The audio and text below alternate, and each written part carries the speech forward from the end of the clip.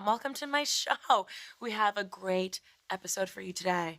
We've got velour. We've got Paris Hilton. We've got PDA. We have so much to talk about.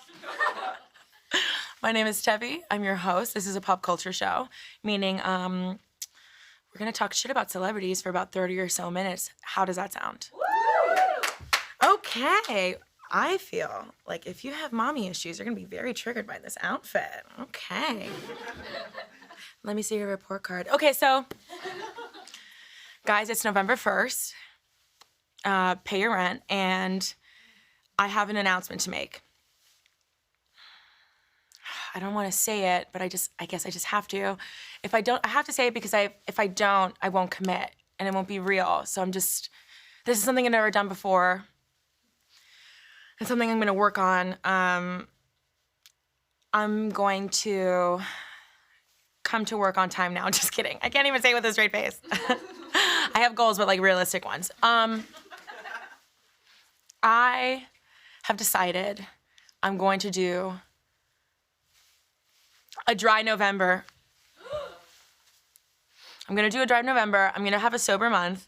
I've never done a sober month because I love myself, but every time somebody's wanted to do like a dry January, I'm like, why would you do that? Have a wine. And I now realize too that October would have been the perfect month to do it because Halloween was on the 31st. So that would have been smart. And, but of course I didn't think of that. So I'm going to do it in November. And I am someone who goes all in. Like when I do something, I really like do it. I'm really committed to it, except for like anal. But like, I'm always like, yeah, do it. Never mind, like that kind of thing. But I've already decided that I'm gonna cheat on Thanksgiving. I've already decided because guys, it's like a holiday. I'm gonna be in Miami for it. So I'm telling my team this, and they're like, you can't decide that you're gonna do a dry month and know when you're gonna cheat. And I was like, I'm not planning to cheat, you know, like, and if I was, what is the big deal? Men do it all the time. I used to read my ex's Facebook messages. That shit is strategic, okay? Oh, she's gonna be in the Bahamas with her family. We should meet each other on the 4th. I remember. I never fucking forget. So, if you guys have any tips for me, I want you to share it with me because all the internet is telling me to do is, 1, stay my ass at home and lock myself in my room, or 2, when I go out, to go to a bar and get like soda and put it in a wine glass, and I think that's like the saddest thing ever, like top me off. And it's like Coca-Cola. I cannot do that. And what's crazy is like, I'm thinking about having the dry month, and I'm like telling my friends like, you know, I haven't had like a sober weekend in such a long time. Like it's always like happy hour drinks on Friday, Saturday parties, Sunday just because, like, you know, it's like a thing. And then my friend Elliot asked me something the other day, and it really shook me. He goes, Tefi, when's the last time that you had sex with somebody for the first time sober? We've got a great show for you. We've got gossip, we've got drama, we've got fashion after this break.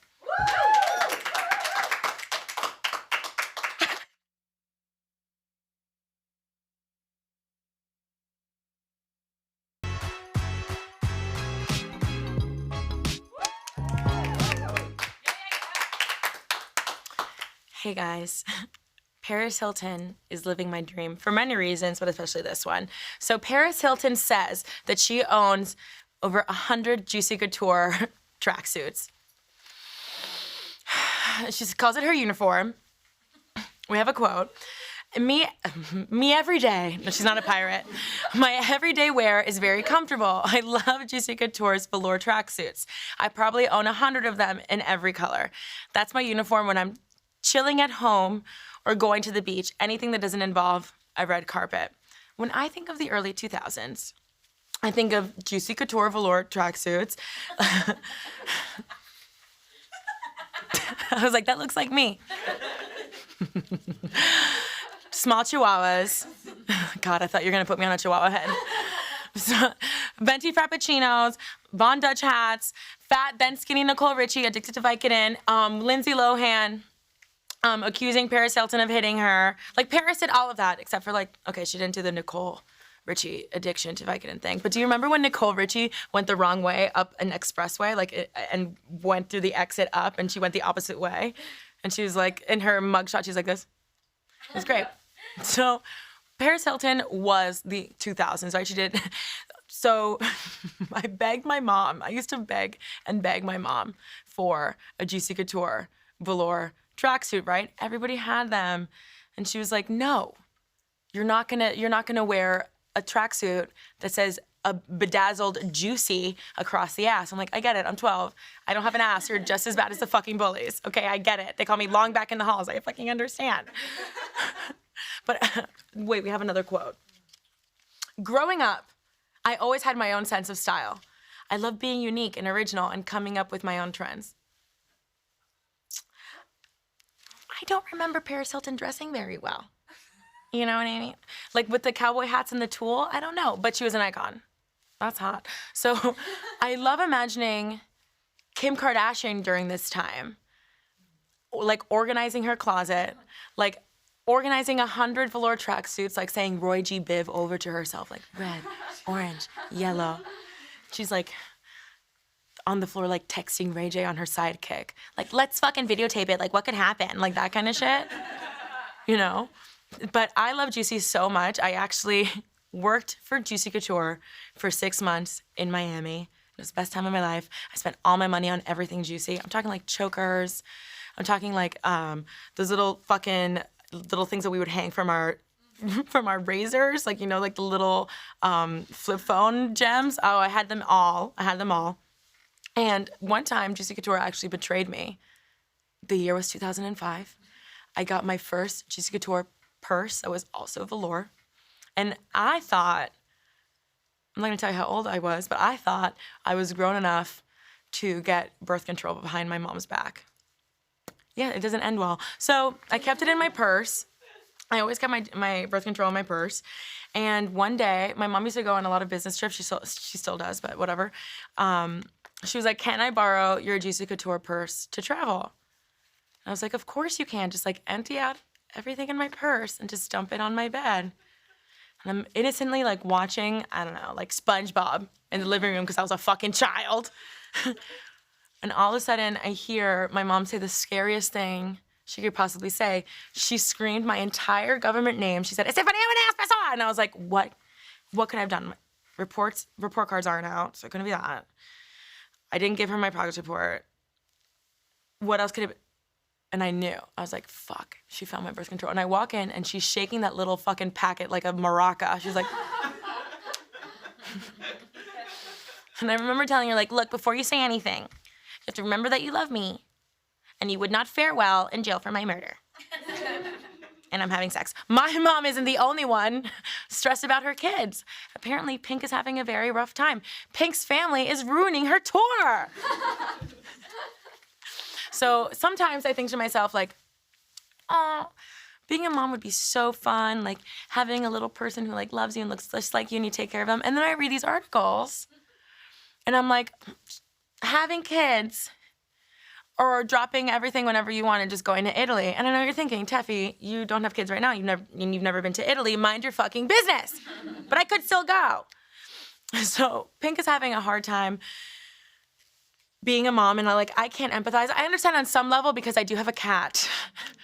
And if I were to go on like a tour, no, she doesn't give a fuck about me. That's her house. I'm like her roommate. She runs that house. I guess she would miss me yelling at her not to scratch up my pink velvet couch, but that's about fucking it. But I feel like I kind of understand in a way, whatever. But she keeps saying that she wants to give her kids like a normal life. All celebrities say this. They want to have a normal life. I just want to have a normal life. What the fuck is a normal life? I just want to go to the grocery store. The grocery store sucks. I fucking hate going there. People are rude. No one knows when to put their cart to the side. Don't go to the grocery store. And everybody uses Fresh Direct now. You're not missing out on anything. So we have a quote from Pink. "There have been many times when I have been sitting in front of the corner of an arena of arena bathrooms, crying and saying to myself, there's a reason why women don't do this. There's a reason why moms don't do this, because it's because it's fucking impossible at all times. Well, I do that too, Pink, so I guess it's bad all around, okay? So, next quote. The last couple of months, Willow was over it. So Willow is her child. She's not referring to Willow Smith. She wants to be home and do BMX and swim team and gymnastics and all the shit that an 8-year-old wants to do. So she was asking to go home, and that's when I knew from here on out, it changes.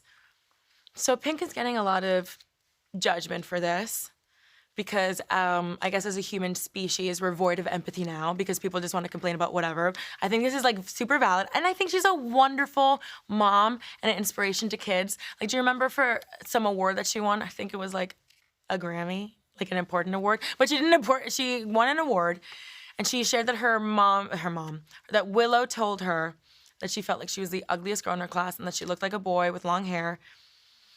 So Pink told her, do you see me growing my hair? And she's like, no. And Pink was like, do you see me changing my body? And Willow was like, no. And she's like, do you see me changing the way I present myself to the world? And Willow was like, no. But do you see me selling out arenas all over the world? And Willow was like, no. I mean, yes, definitely. No, I definitely do not. So then Pink was like, okay, so we don't change. We take the gravel and the shell and we make a pearl. I don't know if that's how you make pearls, but whatever. And we help other people to change so that we see more kinds of beauty. And then Carrie's like, you see, and she like backs up. No, I'm just kidding. She didn't. But I have a feeling that she hits her husband. I'm sorry. I feel like she runs that household. Doesn't she sit in the kitchen? She's like, shut the fuck up and get back in the kitchen. Like it's reversed. You know what I mean? That joke slapped. We'll be right back after this.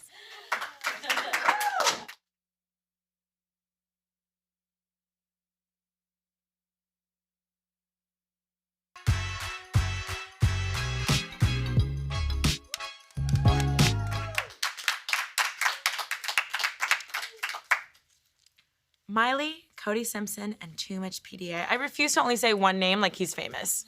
It's Miley and Cody Simpson. So Miley posted her Halloween costume with Cody, and it's Billy Idol and Perry Lister because they're cool.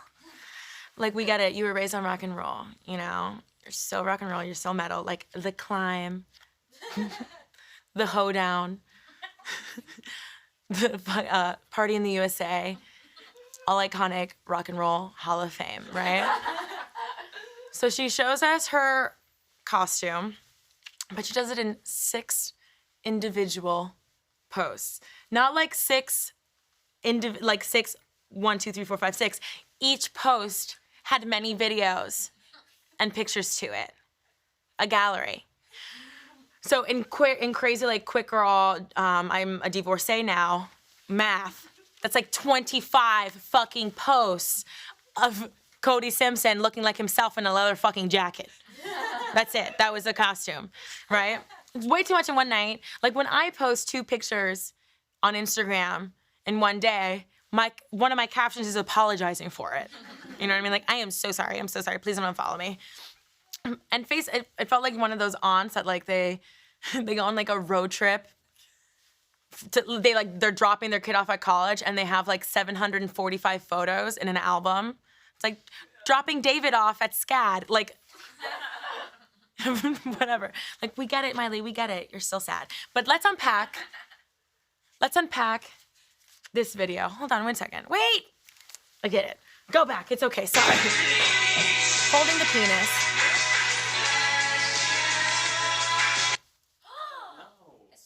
Oh, you didn't have to do that to us. I just want you to imagine being Liam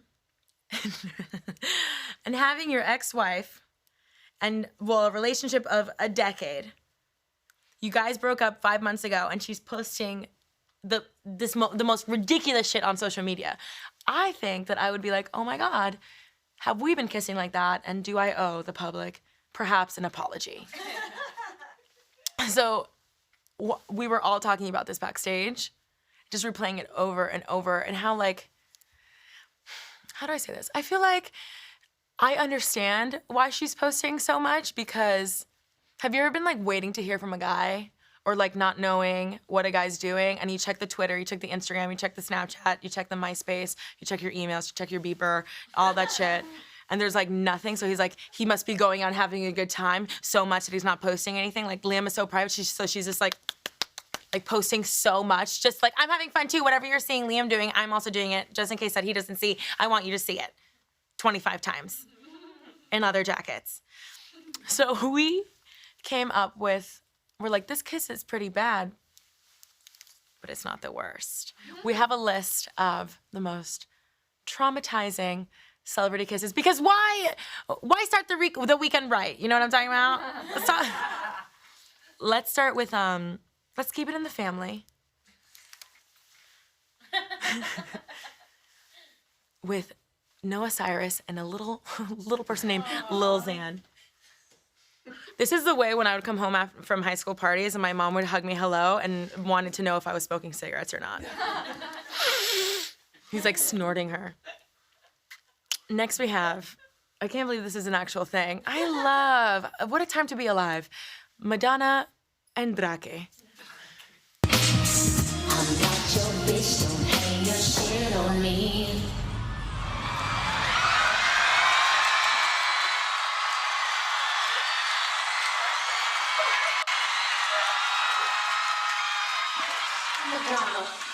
Is he crying?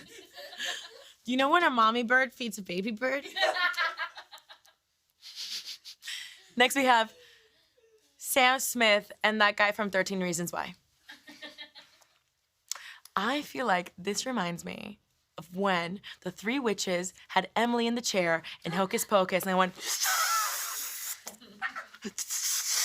or like when Ursula is like, give me your voice, and she's like, like that kind of shit. And no kiss should ever remind you of that.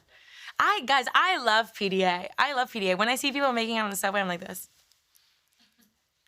Hoping we make eye contact. And now I see this and I'm like, where's the bleach? You know what I mean? So this is my personal favorite A-listers. There's this show, I think it's on TLC, that's explores, like they follow these virgins that are about to get married, and these are virgins that, I don't mean virgin as in like vaginal virgins, I mean like they haven't even kissed yet, okay? So they're saving their first kiss.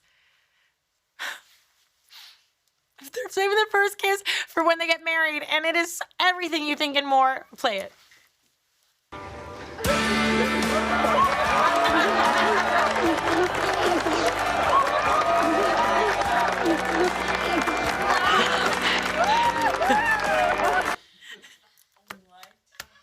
That's like in like 8th grade when you're gonna make out with somebody named Brian Moore, and you are, and they're like, have you kissed before?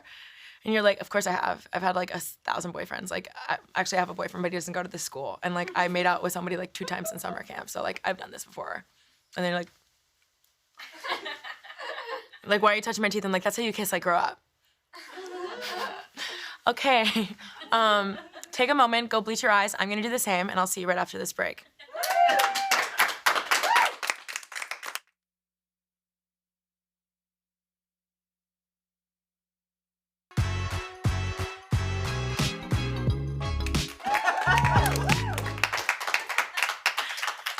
How's everybody doing? Gouge your eyes out? Same.